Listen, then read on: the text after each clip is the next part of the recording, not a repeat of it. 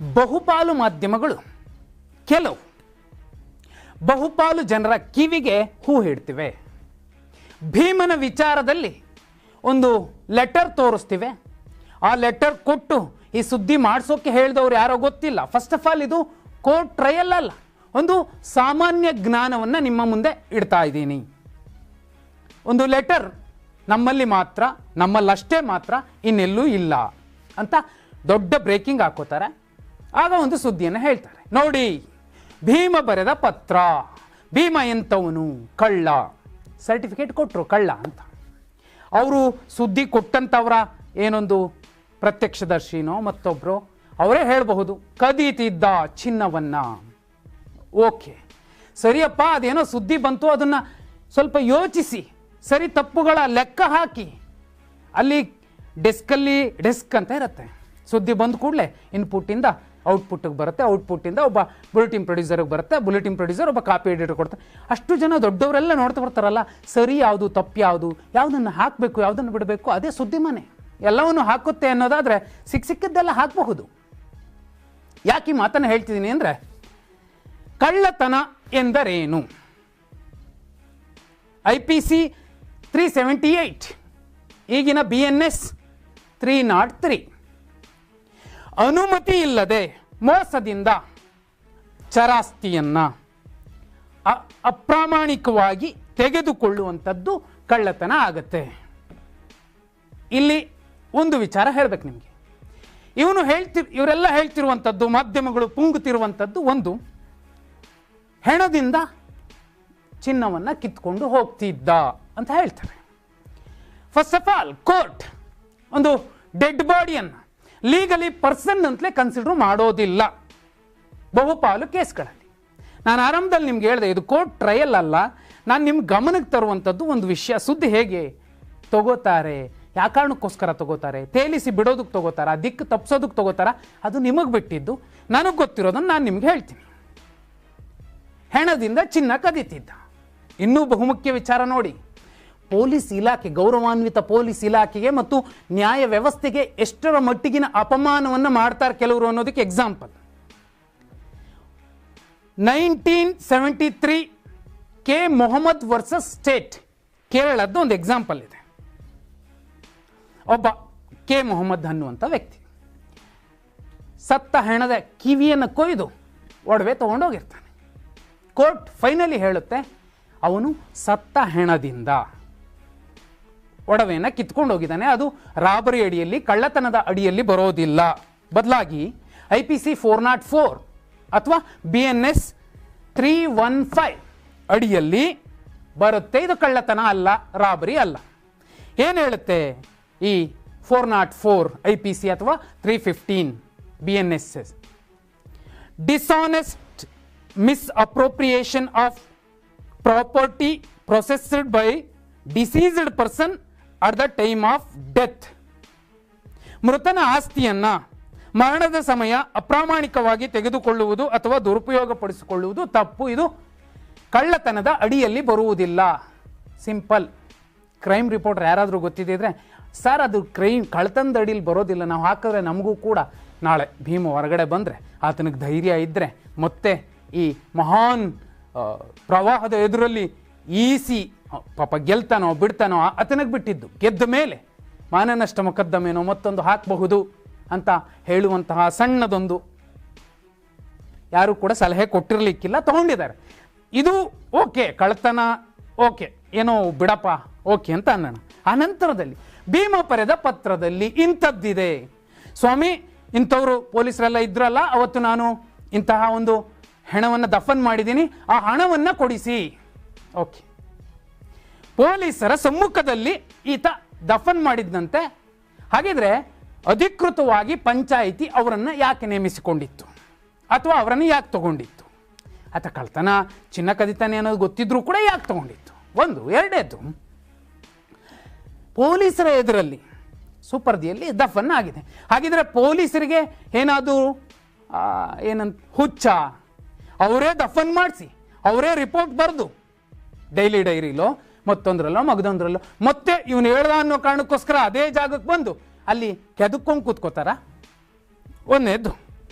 ಎರಡನೇದ್ದು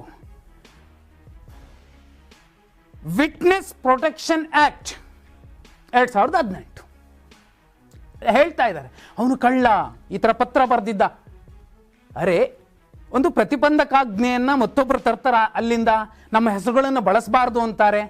ಅಂಥವ್ರ ವಿಚಾರವಾಗಿ ಇವರು ತುಟಿಕ್ ಪಿಟಿಕ್ ಅನ್ನೋದಿಲ್ಲ. ಕೆಲವು ಮೀಡಿಯಾಗಳು, ಸುದ್ದಿವಾಹಿನಿಗಳು, ದೊಡ್ಡ ದೊಡ್ಡ ಪತ್ರಕರ್ತರಿರುವಂತಹ ಮಹಾನ್ ಮೇಧಾವಿಗಳಿರುವಂತಹ ನ್ಯೂಸ್ ಚಾನೆಲ್ಗಳು ಆದರೆ ಭೀಮನ ವಿಷಯವಾಗಿ ಎಷ್ಟರ ಮಟ್ಟಿಗೆ ರುಬ್ತಾರೆ ಅಂದರೆ ಗೊತ್ತು ಅವರಿಗೆ ಇದು ವಿಟ್ನೆಸ್ ಪ್ರೊಟೆಕ್ಷನ್ ಸ್ಕೀಮ್ 2018 ಅಡಿಯಲ್ಲಿ ತಪ್ಪಾಗುತ್ತೆ ಅಂತ. ಯಾರೋ ಸಣ್ಣ ಪುಟ್ಟ ಯೂಟ್ಯೂಬರ್ಗಳು ತಪ್ಪು ಮಾಡಿದಾಗ ಅವ್ರ ಯೂಟ್ಯೂಬ್ ಚಾನಲ್ಲೇ ಹೊರಟೋಗುತ್ತೆ. ಈಗ ಇಂತಹ ನ್ಯೂಸ್ ಚಾನೆಲ್ಗಳ ಸುದ್ದಿ ಪ್ರಸಾರವನ್ನೇ ನಿರ್ಬಂಧಿಸಬೇಕಲ್ಲ ತಿಂಗಳುಗಳ ಗಟ್ಟಲೆ, ಕೊನೆ ಪಕ್ಷ. ಯಾಕಂದರೆ ಇದು ನ್ಯಾಯಾಂಗ ನಿಂದನೆಯ ಅಡಿಯಲ್ಲೇ ಬರುತ್ತೆ. ವಿಟ್ನೆಸ್ ಪ್ರೊಟೆಕ್ಷನ್ ಸ್ಕೀಮ್ 2018 ಪ್ರಕಾರ. ಆದರೆ ಅವರು ತೋರಿಸ್ತಿದ್ದಾರೆ ಮತ್ತೆ ಒಂದು ಪೊಂಗುವಂಥದ್ದು. ನೋಡಿ, ಈ ಪತ್ರದಲ್ಲಿರೋರ್ಗೂ ಇವ್ರಿಗೂ ನಮಗೂ ಗೊತ್ತಿಲ್ಲ, ಇವರು ಹೇಳ್ತಿದ್ದಾರೆ ನಾವು ತೋರಿಸ್ತಿದ್ದೀವಿ ಅಂತ. ಅರೆ ಸ್ವಾಮಿ, IPC 378 ಕಳ್ಳತನ ಏನು ಅನ್ನುವಂತಹ ಒಂದು ಸಣ್ಣ ಡೆಫಿನೇಷನ್ ಗೊತ್ತಿಲ್ಲದೆ ಆತನನ್ನು ಕಳ್ಳ ಅಂತ ಬ್ರೇಕಿಂಗ್ ಹಾಕಿ ಅರ್ಧ ಗಂಟೆ ಮುಕ್ಕಾಲು ಗಂಟೆ ಡಿಬೇಟ್ ಮಾಡುವಂತಹ ಮಂದಿ ನೀವು, ಜನ ನೀವು. ನಾನು ಆ ಭೀಮನ ಪರವಾಗಿ ಮಾತಾಡ್ತಿಲ್ಲ. ಒಂದು ಸುದ್ದಿಯ ತೂಕ, ಅದರ ತಾಕತ್ತು, ಅಥವಾ ಅದರಿಂದ ಯಾರಿಗೆ ತೊಂದರೆ ಆಗುತ್ತೆ, ಯಾರಿಗೆ ಒಳ್ಳೇದಾಗುತ್ತೆ, ಯಾವುದು ಕೆಟ್ಟದ್ದು, ಯಾವುದು ಸರಿ, ಸುದ್ದಿ ಮಾಡಬೇಕಾದ್ರೆ ಎಲ್ಲ ಅಂದರೆ ನೀವು ಮಾಡ್ತಿರೋದೇನು?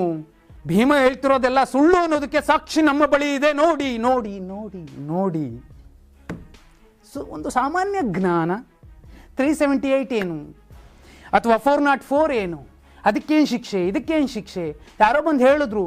ಅದರ ಅರ್ಥ ನೋಡಿ, ಪೊಲೀಸರಿಗೆ ಮೇ ಬಿ ಹುಚ್ಚಿರಬೇಕು, ಇವನು ಮುಂದೆ ದಫನ್ ಮಾಡಿಸಿಸ್ಬಿಟ್ಟು ಮತ್ತೆ ಇವನು ಹೇಳ್ದ ಅನ್ನೋ ಕಾರಣಕ್ಕೋಸ್ಕರ ಮತ್ತೆ ಬಂದು ಅದನ್ನು ಕೆದಕ್ತಿದ್ದಾರಂತೆ. ಒಂದು. ಎರಡನೇದು,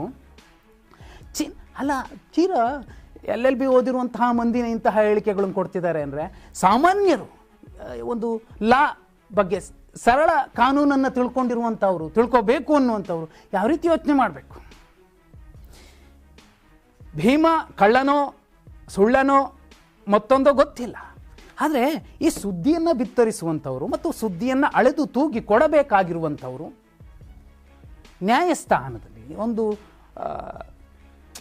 ಇಲ್ಲ.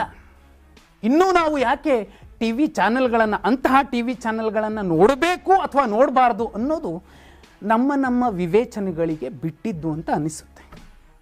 ಯಾರನ್ನೋ ಒಬ್ಬರನ್ನು ಸೆಕ್ಯೂರ್ ಮಾಡೋಕ್ಕೋಸ್ಕರ, ಒಂದು ದೊಡ್ಡ ವ್ಯವಸ್ಥೆಯನ್ನು ಸೆಕ್ಯೂರ್ ಮಾಡೋಕ್ಕೋಸ್ಕರ ಭೀಮನನ್ನು ಸರಿಯಿಲ್ಲ ಅಂತ ಹೇಳೋ ಕಾರಣಕ್ಕೋಸ್ಕರ ಆ ಪತ್ರ ತಂದು ಇವರು ಕೊಟ್ಟಂತಹ ಮೆಸೇಜ್ ಏನಿರಬಹುದು? ಲಾಜಿಕ್ ಆಗಿ ಸಿಂಪಲ್ ಆಗಿ ಯೋಚನೆ ಮಾಡಿ. ಒಂದು, ಭೀಮ ಸರಿ ಇಲ್ಲ, ಆಯ್ತಪ್ಪ ಒಪ್ಕೊಳ್ಳೋಣ. ಭೀಮನ ಜೊತೆಯಲ್ಲಿದ್ದಂತಹ ಪೊಲೀಸರು ಸರಿ ಇಲ್ವಾ? ವಿಟ್ನೆಸ್ ಪ್ರೊಟೆಕ್ಷನ್ ಸ್ಕೀಮ್ 2018 ಹೇಳೋ ಪ್ರಕಾರ ಭೀಮನ ಹಿನ್ನೆಲೆಯನ್ನು ಹೇಳಲೇಬಾರ್ದು ಅಂತಿದ್ದಾರೆ. ಭೀಮ ಅಂಥವನು ಇಂಥವನು ಎಲ್ಲ ಹೇಳ್ತಿದ್ದಾರೆ, ಮಾಧ್ಯಮಗಳು ಅದನ್ನು ತೋರಿಸ್ತಿದ್ದಾರೆ. ಹಾಗಿದ್ರೆ ಸಣ್ಣ ಪುಟ್ಟ ಯೂಟ್ಯೂಬರ್ ನ್ಯಾಯಾಂಗ ನಿಂದನೆ ಅಂತ ಅವರು ಯೂಟ್ಯೂಬ್ ಚಾನಲ್ ಕಿತ್ತಾಕುವಂತಹ ಮಂದಿ ಯಾಕೆ ಈ ದೊಡ್ಡ ದೊಡ್ಡ ಸುದ್ದಿವಾಹಿನಿಗಳ ಸುದ್ದಿ ಪ್ರಸಾರವನ್ನು ಕಿತ್ತಾಕಬಾರ್ದು? ಸಾಮಾನ್ಯನ ರೀತಿಯಲ್ಲಿ ನಾನು ಕೇಳ್ತಿದ್ದೀನಿ. ನಾನು ಒಬ್ಬ ಸಾಮಾನ್ಯ. ಸಣ್ಣ ಪುಟ್ಟ ಗಟ್ಟಿ ಧ್ವನಿಗಳನ್ನು ಅಡಗಿಸಬಹುದು, ದೊಡ್ಡ ದೊಡ್ಡ ಸತ್ಯ ಹೇಳಲು ಅಂಜುವಂತಹ ಸಿಹಿಯ ಸುಳ್ಳನ್ನು ಸುಖವಾಗಿ ಅನುಭವಿಸಿ ಅಭಿವ್ಯಕ್ತಪಡಿಸುವಂತಹ ಮಂದಿ ಹೇಗೆಲ್ಲ ಮಾತಾಡ್ತಾರೆ ಅನ್ನೋದಕ್ಕೆ ಭೀಮನ ಕಳ್ಳತನದ ಪ್ರಕರಣ ಸಾಕ್ಷಿ. ಕೆ ಮೊಹಮ್ಮದ್ ವರ್ಸಸ್ ಸ್ಟೇಟ್ 1973 ಹೆಣದ ಮೇಲಿನ ಒಡವೆ ತಗೊಂಡ್ರೆ ಅದು ಕಳ್ಳತನ ಅಲ್ಲ, ಅದು ಡಿಸಾನೆಸ್ಟ್ ಮಿಸ್ಅಪ್ರೋಪ್ರಿಯೇಷನ್ IPC 404 ಆಗುತ್ತೆ ಅಂತದನ್ನು ಸ್ಪಷ್ಟವಾಗಿ ಹೇಳುತ್ತೆ. ಅದು ಸರಳವಾಗಿ ನಿಮ್ಮ ಗಮನಕ್ಕೆ ತಂದಿತ್ತು. ಆದರೆ ಇಡೀ ದಿನ ಒಂದು 10-15 ನಿಮಿಷ ಬ್ರೇಕಿಂಗ್ ಬ್ರೇಕಿಂಗ್ ಬ್ರೇಕಿಂಗ್ ಕಳ್ಳ ಅವನು ಅಂತ ಹೇಳೋ ಮೂಲಕ ಉಳಿದವರೆಲ್ಲ ಸರ್ವಶ್ರೇಷ್ಠರು, ಪರಮ ಪುರುಷೋತ್ತಮರು, ಈತ ಮಾತ್ರ ಸರಿ ಇಲ್ಲ. ಲಾಜಿಕ್ಕಾಗಿ ನೋಡಿ. ಯಾಕಂದರೆ ಹೆಣ ಬಿದ್ದಿದ್ದು ಅಥವಾ ಕೊಂದಿದ್ದು ಅಥವಾ ದೌರ್ಜನ್ಯ ಎಸಗಿದ್ದು ಅಥವಾ ಅಲ್ಲಿಗೆ ತಗೊಂಬಂದು ಕೊಟ್ಟು ಇದನ್ನು ಹೂಳು ಹೊಂದಿದ್ದು ತಪ್ಪಲ್ಲವಂತೆ. ಅದರ ಮೇಲಿನ ಒಡವೆ ಕಿತ್ಕೊಂಡಿದ್ದು ತಪ್ಪಂತೆ. ಓಕೆ, ಆತ ಒಡವೆ ಕಿತ್ಕೊಂಡಿದ್ದು ಎಷ್ಟರ ಮಟ್ಟಿಗಿನ ತಪ್ಪಾದರೆ ಇನ್ನುಳಿದ ಆ ಎಲ್ಲ ಅಪರಾಧಗಳು ಎಷ್ಟು ದೊಡ್ಡ ತಪ್ಪು ಆ ಬಗ್ಗೆ ಯಾಕೆ ಯೋಚನೆ ಮಾಡಲ್ಲ? ಲಾಜಿಕ್ಕಾಗಿ ಸಿಂಪಲ್ ಆಗಿ ಯೋಚನೆ ಮಾಡುವಂಥದ್ದು. ಆದರೆ ಆ ಎಲ್ಲ ತಪ್ಪುಗಳ ಬಗ್ಗೆ ಯಾವ ಮಾಧ್ಯಮಗಳು, ನ್ಯೂಸ್ ಚಾನೆಲ್ಗಳು ಮಾತಾಡ್ತಿಲ್ಲ ದೊಡ್ಡದಾಗಿ. ಭೀಮ ಕಳ್ಳ, ಅಲ್ಲಿನವರೇ ಹೇಳ್ತಿದ್ದಾರೆ ಕಳ್ಳ, ಪೊಲೀಸರು ಸರಿ ಇಲ್ಲ, ಭೀಮನ ಜೊತೆಯಲ್ಲಿ ದಫನ್ ಮಾಡಿರೋ ಜಾಗಕ್ಕೆ ಮತ್ತೆ ಬಂದು ಹಗೀತಿದ್ದಾರೆ ಅನ್ನುವಂತಹ ಸಂದೇಶ ಕೊಡ್ತಿದ್ದಾರೆ. ಅಂದರೆ ಇವರಿಗೆ ಈ ನೆಲದ ಕಾನೂನಿನ ಬಗ್ಗೆ ಗೌರವವಿಲ್ಲ, ಈ ನೆಲದ ಪೊಲೀಸ್ ವ್ಯವಸ್ಥೆಯ ಬಗ್ಗೆ ಒಂದು ಗೌರವವಿಲ್ಲ.